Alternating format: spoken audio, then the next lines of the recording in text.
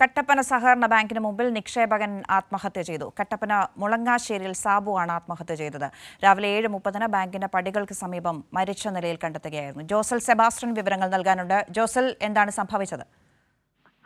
അന്ന, ഇന്ന് രാവിലെ 7:30 ഇത്തരത്തിൽ സാബു മുളങ്ങാശ്ശേരിയിൽ എന്ന് പറയുന്ന നിക്ഷേപകൻ ആത്മഹത്യ ചെയ്തതിൽ ബാങ്കിന്റെ പടിയിൽ തൂങ്ങി മരിച്ച നിലയിൽ കണ്ടെത്തിയത്. 25 ലക്ഷം രൂപയോളം അദ്ദേഹം ഈ ബാങ്കിൽ നിക്ഷേപിച്ചിരുന്നു. കുറെ വർഷങ്ങൾക്ക് മുമ്പ് 2 വർഷത്തിനപ്പുറം ഇത് UDF ഭരിക്കുന്ന ബാങ്കായിരുന്നു. 2 വർഷത്തോളമായതേ ഉള്ളൂ അവിടെ LDF ഭരണസമിതി അധികാരത്തിൽ വന്നത്. ബാങ്ക് കടുത്ത സാമ്പത്തിക പ്രതിസന്ധിയിലായിരുന്നു. ഈ നിക്ഷേപകർക്ക് നൽകിയ സാമ്പത്തിക പ്രതിസന്ധിയെ തുടർന്ന് നിക്ഷേപകർക്കെല്ലാം ഘട്ടം ഘട്ടമായി ഗഡുക്കളായി തുകകൾ തിരിച്ചു നൽകുന്ന ഒരു സാഹചര്യമാണ് നിലവിലുണ്ടായിരുന്നത്. 25 ലക്ഷത്തോളം രൂപയാണ് അദ്ദേഹം നിക്ഷേപിച്ചിരുന്നത്.